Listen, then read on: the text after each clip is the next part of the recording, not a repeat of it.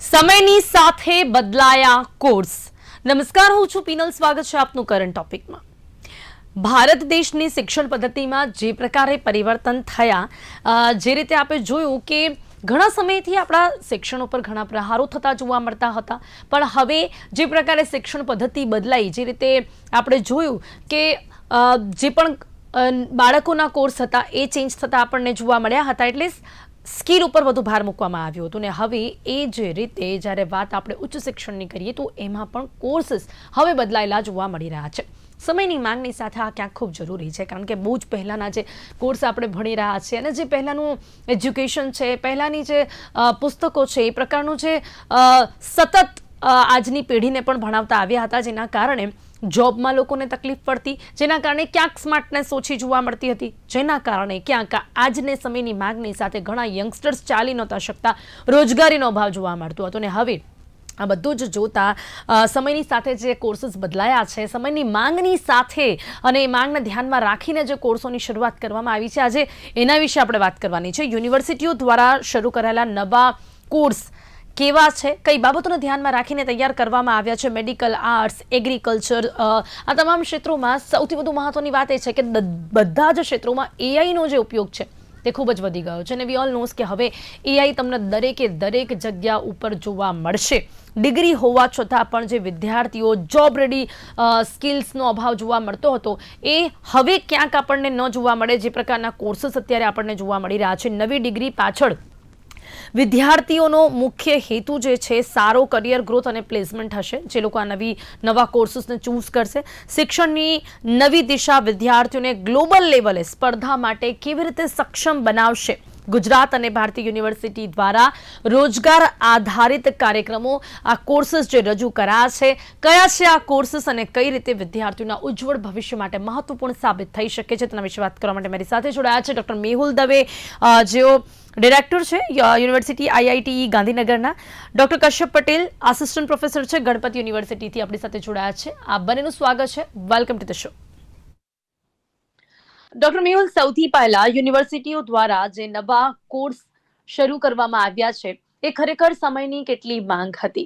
જે રીતે પહેલા એજ્યુકેશન પદ્ધતિ એટલે નવી શિક્ષણ પદ્ધતિ આવી, સ્કિલ બેઝડ પદ્ધતિ આવી, બાળકોને નાનપણથી જ ઇલેક્ટ્રિશિયનના થોડા ઘણા કામ આવે, માટી કામ પણ કરતા આવડે, આ બધું જ એ લોકોની માટે જે નવું શરૂ કરવામાં આવ્યું, પ્રેક્ટિકલી હજી કદાચ આપણને એટલું જોવા નથી મળતું, પણ શરૂ થયું.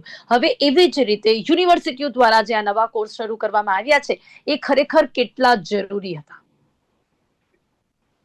બહુ મહત્વની અને દુનિયાભરમાં આધિપત્ય જમાવવાની વાત હોય તો આપણને ખબર છે કે ચાઇનાને આપણે પહેલા યાદ કરીએ, કારણ કે મેન્યુફેક્ચરિંગમાં અને જે નોવેલ ટેકનોલોજી છે, જેને ડિસરપ્ટિવ ટેકનોલોજી કહેવાય, તો એમાં આપણને ખબર છે કે ચાઇના ખાસું એવું આગળ છે, કારણ કે એણે આજથી 10-12-15 વર્ષ પહેલા નવા અલગ અલગ કોર્સીસ દાખલ કરી દીધા.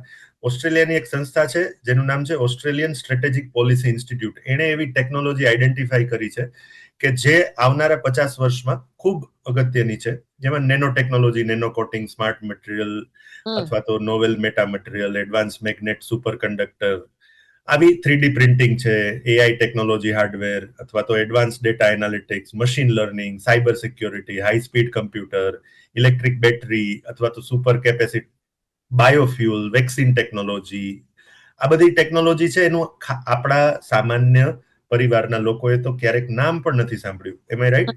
સિન્થેટિક બાયોલોજી છે, સે ફોર એક્ઝામ્પલ બાયોલોજિકલ મેન્યુફેક્ચરિંગ છે, વેક્સિન ટેકનોલોજી. તો હવે ચાઇનાએ 10-15-20 વર્ષથી આ બધામાં ડિગ્રી કોર્સીસ ઓલરેડી શરૂ કરી દીધા છે, અને જે નવી ટેકનોલોજી છે એના માટે ચાઇના અને અમેરિકા વચ્ચે ગળાકાપ સ્પર્ધા છે. ત્યાર પછી ભારત, જાપાન, કોરિયા, ફ્રાન્સ, આ બધા દેશ આવે છે જે નવા ટેકનોલોજીને અનુસરવામાં. તો આપણે હવે બિલકુલ સમય ગુમાવ્યા વગર દુનિયાની જે જરૂરિયાત છે, આજે એઆઈએ દુનિયા કેટલી બધી બદલાવી દીધી, એટલે આ બધી નવી ટેકનોલોજી એડેપ્ટ કરવાની જરૂર છે અને છે જ. બે પ્રકારના લાઈન હોય છે પિનલબેન. એક તો ક્લાસિકલ સબ્જેક્ટ અને એક એપ્લાઇડ સબ્જેક્ટ. ક્લાસિકલ એટલે હ્યુમન એનેટોમી. માની લો કે મેડિકલ સાયન્સ છે તો ભારત માણસના શરીરમાં કેટલા બોન્સ છે તો એ 213 હાડકા છે એમનું એમ રહેવાનું. અથવા તો હિસ્ટ્રી છે, જીઓગ્રાફી છે, આ બધા ક્લાસિકલ સબ્જેક્ટ છે. આમાં કોઈ નવું નથી આવતું. હા, a way to teach may be new. પણ ક્લાસિકલની સાથે જે એપ્લાઇડ સબ્જેક્ટ છે એમાં દર વર્ષે એટલા નવા ફેરફારો આવે છે કે લકીલી આપણી જે નવી શિક્ષણ પદ્ધતિ છે એનઈપી 2020 એણે આ બધા અને આપે જણાવ્યું એ પ્રમાણે સ્કિલ બેઝડ એજ્યુકેશનમાં ખૂબ ભાર મૂક્યો છે. એને કારણે નવી શિક્ષણ નીતિ આવવાને કારણે અલગ યુનિવર્સિટીને પ્રેરણા મળી છે કે નવી સ્કિલ બેઝડ અલગ લાઇન્સ ઓપન કરવાની. એટલે આ ખૂબ જરૂરી છે. આ ભારતને વિશ્વગુરુ અને 2047માં વિકસિત ભારત બનવું હશે, આ બધી ટેકનોલોજીમાં દુનિયાની સાથે કદમ મિલાવવાની તાતી જરૂર છે. જી ખૂબ સાચી વાત આપે કરી કે જે પેલું કહેવાય ને કે પહેલું જે સ્ટાન્ડર્ડ જે વસ્તુ છે ક્યારે બદલાવાની નથી. જે આપણો ઇતિહાસ છે કે પછી જે ભૌગોલિક જે આપણી પરિસ્થિતિઓ છે એમાં કદાચ જો પરિવર્તન થાય તો એ પ્રમાણે બધું બદલાય.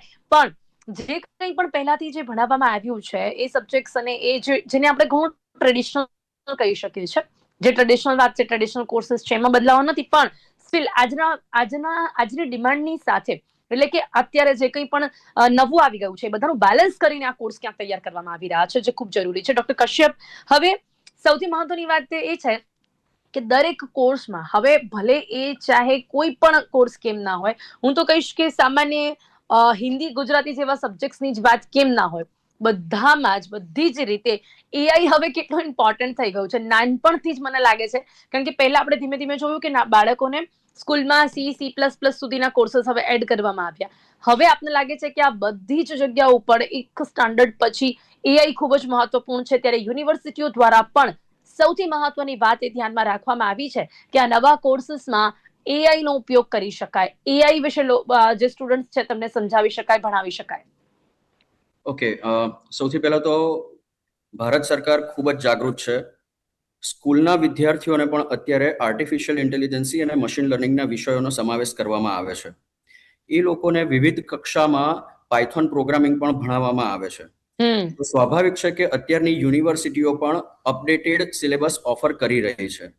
ખાસ કરીને એ લોકો અત્યારે દરેક ફિલ્ડની અંદર, એ પછી તમારું મિકેનિકલ એન્જિનિયરિંગ હોય, મેકાટ્રોનિક્સ એન્જિનિયરિંગ હોય, બાયોટેકનોલોજી હોય કે બીજા અન્ય કોઈ પણ પ્રોગ્રામ હોય, આર્ટિફિશિયલ ઇન્ટેલિજન્સી અને મશીન લર્નિંગ હવે ભણાવવું અગત્યનું થઈ ગયું છે અને આ જરૂરી પણ છે.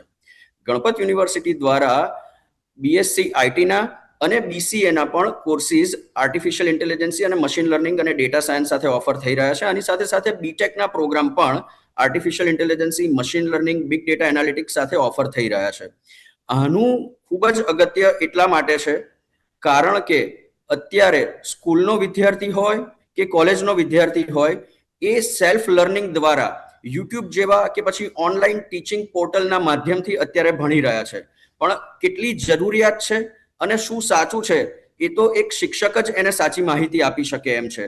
એટલે દરેક ફિલ્ડની અંદર AI, ML, data analytics, data science ભણવું ખૂબ જ અગત્યનું થઈ ગયું છે અત્યારે.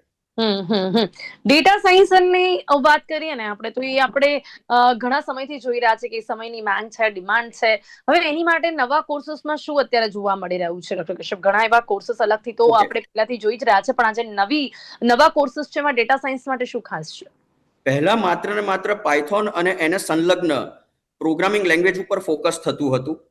ત્યારબાદ ડેટાબેઝ મેનેજમેન્ટ સિસ્ટમે સૌથી મોટો રોલ પ્લે કર્યો. આના અનુસંધાનમાં એપ્લિકેશન અને સુપરવાઇઝ લર્નિંગ અને અનસુપરવાઇઝ લર્નિંગના જે મેથોડોલોજી હતી, મશીન લર્નિંગ, આર્ટિફિશિયલ ઇન્ટેલિજન્સી, એનો સમાવેશ કરવામાં આવ્યો અને ધીરે ધીરે અત્યારે એલએલએમ મોડલ અને એજન્ટિક એઆઈ ઉપર લોકો કામ કરી રહ્યા છે. એટલે કે માત્ર ઓટોમેશન અત્યારે મશીનરી સુધી પૂરતું નથી, હોમ અપ્લાયન્સીસ અને સ્માર્ટ હોમ ટેકનોલોજી સાથે પણ એ કનેક્ટેડ થઈ ગયું છે. એટલે દિવસે અને દિવસે આ એપ્લિકેશને તમારી રોજબરોજની જિંદગીને ખૂબ જ સરળ બનાવી દીધી છે. અને જે પ્રમાણે અત્યારે દુનિયા આગળ વધી રહી છે, ધીરે ધીરે આ દરેકના ઘર સુધી પહોંચવાની છે આ ટેકનોલોજી. જી બિલકુલ સાચી વાત છે. હવે બીજી વાત કરીશું આ ફિલ્ડે, પણ હવે વાત કરીએ આપણે મેહુલજી સાથે. મેહુલભાઈ, હવે વાત જ્યારે મેડિકલ ફિલ્ડની હોય ત્યારે શું કહેશો, મેડિકલ ફિલ્ડમાં, મેડિકલ ક્લિનિકલ રિસર્ચમાં આ શું નવું જોવા મળશે? હવે આ નવા કોર્सेसમાં શું ખાસ જોવા મળી શકે છે? બહુ સારી વાત કરી. એટલે મેડિકલની લાઈન છે ને, એના આપણે 3 ભાગમાં આપણે વહેંચીએ. તો એક તો હેલ્થ કેર થેરાપ્યુટિક્સ, એટલે કે જે આપણી ટ્રીટમેન્ટ થાય. પછી બીજું આખું અલગ જે છે ડાયગ્નોસ્ટિક્સ, જેમાં આપણા અલગ અલગ રોગોનું નિદાન, એ બીજી ફિલ્ડ છે. અને ત્રીજું પ્રિવેન્ટિવ મેડિસિન એટલે કે વેક્સિન ટેકનોલોજી, જેમાં બાયોટેકનોલોજી મહત્વનો ભાગ ભજવે છે. આ બધા ક્ષેત્રમાં આજે આપણને ખબર છે કે કેટલી મોડર્ન ટેકનોલોજી, મોડર્ન મશીનરી આવી જ ગઈ છે. તો આજે જે ટ્રેડિશનલ કરિક્યુલમ છે MBBS કે BDS ના, એ બધા કરિક્યુલમમાં પણ બધું જે મોડર્ન ઇન્સ્ટ્રુમેન્ટેશન છે એ ખાસું એવું અંદર સમાવી લેવામાં આવ્યું છે. એની સાથે સાથે વેક્સિન ટેકનોલોજીની વાત કરીએ તો બાયોટેક એક બહુ મોટી બ્રાન્ચ છે, બાયોટેકનોલોજી અને માઇક્રોબાયોલોજી. એમાં મોલેક્યુલર બાયોલોજી, જીનોમિક સાયન્સ છે. એવી રીતે ફોરેન્સિક સાયન્સ પણ એક અલગ ક્ષેત્ર છે, ને આપણે ત્યાં તો ફોરેન્સિક યુનિવર્સિટી છે, જેમાં પણ ઘણું બધું સાયબર ફોરેન્સિક્સ થી લઈને બધું કોર્સ ઓફર કરવામાં આવે છે. એટલે હેલ્થકેરનું જે ફિલ્ડ છે એ એટલું વિશાળ છે, અને એમાં પણ ખાસું એવું નવું છે. હા, એમાં નવી ડિગ્રી કરતા ડિગ્રીની અંદર સિલેબસમાં ઇમ્પ્રુવમેન્ટ અને ચેન્જીસ એ આપણે વધારે કરી શકીએ. ગુજરાત રાજ્યની અંદર તો અલગ અલગ સ્કિલ સ્પેસિફિક યુનિવર્સિટીઝ બનાવવામાં આવી છે, જેને સેક્ટોરિયલ યુનિવર્સિટી કહે છે. તો એમાં જેમ કે કામધેનુ યુનિવર્સિટી છે, તો એ ડેરી ફાર્મિંગની. એવી રીતે ટીચર્સ યુનિવર્સિટી, જેમાં હું કાર્ય કરું છું, એ માત્ર શિક્ષકો, પ્રોફેસરો, ડાયરેક્ટરો, આચાર્યો તૈયાર કરે, જેને નાનપણથી વિશ્વગુરુ શિક્ષક બનવું છે. તો એ મોદી સાહેબની સ્વપ્નની યુનિવર્સિટી છે. એવી રીતે ચિલ્ડ્રન યુનિવર્સિટી છે, ગતિશક્તિ રેલવે યુનિવર્સિટી છે, સ્કિલ યુનિવર્સિટી છે. આવી સેક્ટર સ્પેસિફિક યુનિવર્સિટી છે. એટલે ગુજરાતમાં પણ વિદ્યાર્થીઓને ઓપ્શન ખાસા એવા છે. એટલે જે ટ્રેડિશનલ થિંકિંગમાંથી બહાર આવવાની ખાસ જરૂર છે. હેલ્થકેરમાં કામ કરવું હોય તો ગુજરાત બાયોટેકનોલોજી યુનિવર્સિટી GBU પણ શ્રેષ્ઠ યુનિવર્સિટી છે, અને ફોરેન યુનિવર્સિટી સાથે એડિનબ્રો યુનિવર્સિટી નવા સાથે કોર્સીસના નામ છે, એમાં મેડિકલ કોડિંગ ખાસ એક નવું કંઈક જોવા મળી રહ્યું છે. What is this? એટલે મેડિકલ કોડિંગમાં શું ખાસ આ કોર્સમાં જોવા મળશે? મેડિકલ કોડિંગ એ બેઝિકલી મેડિકલ હેલ્થકેરનો જ સબ્જેક્ટ છે, પણ એમાં AI બેઝડ ટેકનોલોજીનો યુઝ કરી અને ઇન્સ્ટન્ટ ડાયગ્નોસિસ થાય, અને જે નિદાન છે એ બહુ ઝડપી રિઝલ્ટ આપે. એ ઉપરાંત મેડિકલ કોડિંગની અંદર હેલ્થકેર જે ડાયગ્નોસિસ પ્રોસિજર અને મેડિકલ સર્વિસીસ છે એને આલ્ફા ન્યુમેરિક કોડમાં કન્વર્ટ કરે છે. એ આલ્ફા ન્યુમેરિક કોડમાં કન્વર્ટ કરવાથી જે એનું આખું રિપોર્ટિંગ છે ને, જે એ બહુ જ ફાસ્ટ અને બહુ જ એક્યુરેટ થઈ જાય છે. ભૂલના ચાન્સ નથી રહેતા. અને ઇક્વિપમેન્ટ અને ઇન્જેક્ટેબલ ડ્રગ્સ માટે પણ એનું એક મોડેલ કામ કરે છે. એનું ડોક્યુમેન્ટેશન પણ, એનું ટ્રાન્સલેશન, એનું બિલિંગ, આ બધું બહુ પરફેક્ટલી હોય છે. એટલે આખી હોસ્પિટલ મેનેજમેન્ટ સિસ્ટમને આખી ટ્રાન્સફોર્મ કરવા માટેનો આ લાઈન છે મેડિકલ કોડિંગ, એ એને કહે છે. ઓકે, તો મને આપને લાગે છે કશ્યપજી કે આ ક્યાંક હવે બંને એટલે કમ્પ્યુટર સાયન્સ અને મેડિકલ, એ બંનેને ક્યાંક થોડુંક એક કરે એવો કંઈક કોર્સ છે? બીકોઝ ઇન મેડિકલ કોડિંગ પણ એડ થઈ રહી છે. તો હવે બંને કમ્પ્યુટર સાયન્સ પણ હોઈ શકે અને જનરલ સાયન્સ, આ બંનેનું મિક્સ કરીને આ કંઈક કોર્સ જોવા મળશે. જી ડોક્ટર કશ્યપ. જી, બેઝિકલી એવું છે આની અંદર કે જે આર્ટિફિશિયલ ઇન્ટેલિજન્સી અને મશીન લર્નિંગનો જે કન્સેપ્ટ છે એ નહીં કે માત્ર એક કમ્પ્યુટર કે IT રિલેટેડ છે. એની પાસે એટલી બધી વિશાળ લાઇબ્રેરીઝ છે કે દરેક ડોમેન, એ પછી એગ્રીકલ્ચર ડોમેન હોય, ફાઇનાન્સનું ડોમેન હોય, હેલ્થકેર સેક્ટર હોય, ફાર્માસ્યુટિકલ સેક્ટર હોય, એન્વાયરમેન્ટલ સેક્ટર હોય, જીઓલોજી હોય, કોઈ પણ ક્ષેત્ર હોય, આ બધાની અંદર એની લાઇબ્રેરીઝ તમને ફ્રૂટફુલ આઉટપુટ આપી રહી છે. મેજોરિટી લોકો પ્રિડિક્ટિવ એનાલિટિકલ મોડેલિંગ ઉપર વર્ક કરતા હોય છે. એટલે કે સરે જે પ્રમાણે કહ્યું એ રીતે કે તમારી પાસે ડેટા છે, એ ડેટા તમારો કયા ફોર્મેટમાં છે એ અગત્યનો છે. કારણ કે આની અંદર બે વસ્તુ થઈ શકે છે. જો તમારી પાસે સ્ટેટિસ્ટિકલ ડેટા છે, ડેટાના જ ફોર્મેટ કે ટેક્સ્ચ્યુઅલ કન્ટેન્ટની અંદર, તો તમે એની ઉપર અલ્ગોરિધમ્સ અપ્લાય કરી શકો છો. અથવા તો જો તમારી પાસે ગ્રાફિક્સ બેઝ કન્ટેન્ટ છે, એટલે કે એક્સરે નો ડેટા છે, કે સેલના ડેટા છે, કે પછી કાર્ડિયોલોજીના કોઈ ડેટા છે, કે પછી કેન્સરના કોઈ ડેટા છે, તો આવા જે ગ્રાફિકલ રિપ્રેઝન્ટેશન છે એની ઉપર ઇમેજ પ્રોસેસિંગ પણ અપ્લાય કરી શકો છો, અને એમાં તમે ફ્રૂટફુલ આઉટપુટ મેળવી શકો છો, પ્રિડિક્શન કરી શકો છો. આની સાથે IoT જે વર્ડ છે, ઇન્ટરનેટ ઓફ થિંગ્સ, કે જે ડાયરેક્ટ ઇન્ટરનેટ સાથે વર્ક કરે છે, સેન્સર બેઝ ટેકનોલોજી છે, એનો ઉપયોગ પણ અત્યારે આ મેડિકલ ફિલ્ડની અંદર વધારે થઈ રહ્યો છે. એટલે કે તમે જે ચેટબોટનો ઉપયોગ કરો છો, કે પછી મેડિકલ ઇમરજન્સી માટે તમે કોઈ પણ પ્રોમ્પ્ટર્સનો ઉપયોગ કરો છો, કે પછી સિરી કે એલેક્સા જેવા જે માધ્યમનો ઉપયોગ કરો છો, એ આનું એક ઉત્તમ ઉદાહરણ છે. કારણ કે ઘણા બધા લોકોની આવા વિયરેબલ ડિવાઇસના લીધે પણ જાન બચી છે એક્સિડેન્ટલ પોઝિશનની અંદર. અને પણ જલ્દી લોકો એડોપ્ટ કરશે, જેટલું પણ ડોક્ટરો હવે આ બધી વસ્તુઓ શીખી રહ્યા છે, જેટલું વધારે સારું થશે એટલું હેલ્થકેરની અંદર આનો ખૂબ જ ઉપયોગ થવાનો છે. ઓકે, તો હવે હેલ્થકેરની તો વાત મેહુલભાઈ વધુ આપણે જો કરીએ તો ક્યાંક ને ક્યાંક આ ફિલ્ડમાં આપણે એ કહી શકીએ છીએ ને કે જે ટ્રેડિશનલ બધી ઘણી વસ્તુઓ છે એ તો એઝ ઇટ ઇઝ રાખવી પડશે. મને લાગે છે કે આ એક એવું ફિલ્ડ છે કે જેમાં વધારે કંઈ મોડર્ન નહીં જોવા મળે તમને. માત્ર ધ વે ઓફ એજ્યુકેશન એ થોડુંક બદલાઈ શકે છે અને થોડુંક ઘણું જે ટેકનોલોજીનો ઉપયોગ એ પણ ખાલી ભણવામાં એટલું બદલાશે. કદાચ આ એક એવું ફિલ્ડ હશે કે જેમાં બહુ ચેન્જીસ આ નવા કોર્સીસથી જોવા નહીં મળે. મેહુલજી. એટલે મેડમ એમાં પિનલબેન એવું છે કે એક બે એવા સારા પુસ્તકોમાં એવું લખેલું છે કે આવનારા 100 વર્ષ પછીના સ્ટુડન્ટ્સ ડોક્ટર્સ આજના એટલે કે 2025-26 ના ડોક્ટર પર હસતા હશે એવી રીતે કે એક જમાનામાં 2025માં તો ઓપરેશન્સ કરતા, શરીરને ચીરી અને એની અંદર કામ કરતા, કારણ કે ફ્યુચરમાં આ બધું નથી થવાનું. ફ્યુચરમાં બધું જીનોમ બેઝડ જે છે ને CRISPR-Cas9 ટેકનોલોજી, ડીએનએમાં ચેન્જીસ કરીને જ અત્યારે સ્ટેમ સેલ ટેકનોલોજી તો ઓલરેડી ઇન છે અને રિલાયન્સ જેવી કંપની, રિલાયન્સ હેલ્થકેરનું સૌથી મોટું રિસર્ચ આજે કરે છે કે હાર્ટનો વાલ ખરાબ થઈ ગયો હોય કે કિડની ખરાબ થઈ ગઈ હોય તો એ that can be prepared, produced new. આ શરીરની અંદર સ્ટેમ સેલ ટેકનોલોજીની મદદથી આ બધા નવા ઓર્ગન્સ પણ ડેવલપ કરી શકાય. એ દિશામાં પણ માનવજાત આગળ છે.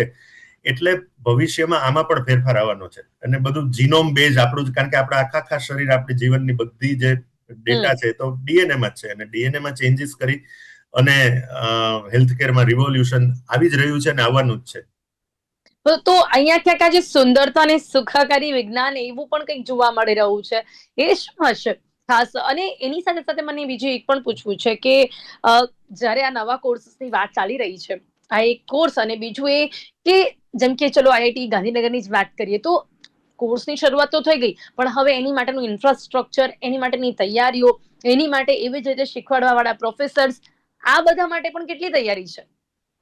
બહુ સારો ક્વેશ્ચન આપે પૂછ્યો અને એમાં ગુજરાત ઘણી બધી બાબતોમાં ભારતનું લીડિંગ રાજ્ય છે. એવી રીતે એજ્યુકેશનમાં પણ જે સેક્ટર સ્પેસિફિક યુનિવર્સિટી થોડી વાર પહેલા મેં કહ્યું એમાં પણ ગુજરાત બહુ લીડિંગ છે અને દરેક સેક્ટર માટે અલગ અલગ યુનિવર્સિટી અને એમાં ખાસી એવી તો સરકારી યુનિવર્સિટી, પ્રાઇવેટ યુનિવર્સિટીઝ તો ગુજરાતમાં બહુ સારું કાર્ય કરે જ છે, પણ ગવર્મેન્ટના ફંડથી ચાલતી સરકારી અને સ્ટેટ પબ્લિક યુનિવર્સિટીઝ પણ ગુજરાત સરકારે શરૂ કરી છે, જેમાંની એકમાં હું પણ કામ કરું છું, જેને શિક્ષકો બનવું છે. એ આઈઆઈટીમાં એડમિશન લે છે. એવી રીતે બાળ મનોવિજ્ઞાન અને બાળ ઉછેરને લગતું જે કાંઈ રિસર્ચ છે એ ચિલ્ડ્રન યુનિવર્સિટીમાં થઈ રહ્યું છે. તો સરકાર એના માટે જગ્યા આપે છે, સરકાર નવી પોસ્ટની રિક્રુટમેન્ટની પરમિશન આપે છે, સરકાર સેલેરી આપે છે, ગ્રાન્ટ આપે છે અને અલગ અલગ નવી ટેકનોલોજી ઇન્ટ્રોડ્યુસ થાય એ માટે પણ મહેનત કરે છે. એટલે એમાં ઘણું સારું છે અને પ્રાઇવેટ યુનિવર્સિટી તો ઘણા બધા નવા કોર્સીસ પણ ઓફર કરી રહી છે. પણ અહીંયા એક વાત જરૂરથી હું તમામ દર્શક મિત્રોને કહેવા ઈચ્છીશ કે ટ્રેડિશનલ મેન્ટાલિટી આપણી એવી છે વ્હાઇટ કોલર જોબની, જે વિદેશમાં નથી અને ઘણી બધી બાબતોમાં વેસ્ટર્ન કન્ટ્રીઝ આપણાથી આગળ છે, કારણ કે ત્યાં પ્લમ્બર હોય કે પાયલોટ હોય બધાનું સોશિયલ સ્ટેટસ સરખું છે. આપણે ત્યાં ડોક્ટર, એન્જિનિયર કે મેનેજર કે ચાર્ટર્ડ એકાઉન્ટન્ટ કે લેક્ચરર, આ બધા સોશિયલ સ્ટેટસ વાળી જોબ છે. પણ પ્લમ્બર કે પાણીપુરી વાળા કે મહેંદી આર્ટિસ્ટ છે એ ભલે મહિને 2 લાખ રૂપિયા કમાય છે તો પણ એને સોશિયલ સ્ટેટસ નથી મળતું, બરાબર ને? મેટ્રિમોનિયલ વાત હોય તો 40,000 કમાનાર લેક્ચરર સાથે મેરેજ કરવાનું પરિવાર પસંદ કરશે કે દીકરીને પરણાવવાનું, પણ 2.5 લાખ રૂપિયા કમાનાર ઇલેક્ટ્રિશિયન સાથે કદાચ પ્રશ્નાર્થ ચિહ્ન લાગી જશે. એટલે આપણે ત્યાં બ્લુ કોલર જોબને મહત્વ નથી આપવામાં આવતું ને આ પ્રશ્ન ગવર્મેન્ટનો નથી, આ પ્રશ્ન આપણા સમાજનો છે. આપણે ત્યાં આજે આ જે સોશિયલ જે થિંકિંગ છે બ્લુ કોલર જોબને નીચી ગણવાનું, એમાં પણ બદલાવની તાતી જરૂર છે. નહીતર બીજી બધા જે દેશ છે આપણાથી ઘણી બધી બાબતોમાં આગળ નીકળી જશે. એટલે આજે આ 3-4 જે લાઈન છે, ડોક્ટર ને ચાર્ટર્ડ કોમર્સમાં જાવ તો ચાર્ટર્ડ એકાઉન્ટન્ટ બનો, અથવા તો MBA કરીને મેનેજર બનો, અથવા એન્જિનિયર બનો, ડોક્ટર બનો. આ જે મેન્ટાલિટી પરિવારની છે એમાંથી બહાર મેહુલજી કે ઘણા બધા લોકોને છે ને અવેરનેસનો પણ અભાવ હોય છે. એમને ખબર જ નથી હોતી કે કયા કોર્સીસથી શું કરી શકાય છે, આ કોર્સમાં તમે ફ્યુચર વધારે સારું બનાવી શકો છો કે આ કોર્સ પણ છે. આ માટેનું અવેરનેસનો પણ ઘણો અભાવ જોવા મળતો હોય છે. ડોક્ટર કશ્યપ, હવે એ સિવાય બહુ જ સમય ઓછો છે, પણ આપણે આર્ટિકલ એટલે એના માટે ગુજરાત ન્યૂઝને અભિનંદન આપવા પડે કે આપના જેવા માધ્યમથી આપણે અવેરનેસ ફેલાવવાનું કાર્ય કરી રહ્યા બિલકુલ, છીએ. થેન્ક યુ સો મચ કે આપણે આજે આપ લોકો છો તો આપણે આ બધા નવા કોર્સીસની પણ વાત કરી રહ્યા છે, જેથી કરીને સ્ટુડન્ટ્સને પણ ખ્યાલ આવે કે હવે આવા નવા કોર્સીસથી લોકો એમનું જે ભવિષ્ય છે તે ઉજ્જવળ કરી શકે છે.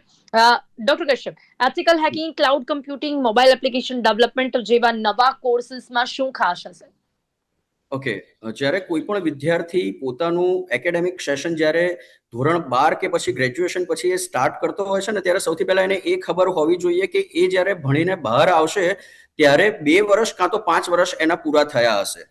તો હંમેશા એવી જ વસ્તુ ઉપર આગ્રહ રાખવો કે જે જગ્યાએ એના સિલેબસ સમય પ્રમાણે અપડેટ થતા હોય, એની સાથે એવા લોકોનું કનેક્શન હોય એ પ્રોગ્રામ સાથે કે જ્યાં માર્કેટમાં જે અસર થતી હોય એ સીધી એના સિલેબસની અંદર પડવી જોઈએ.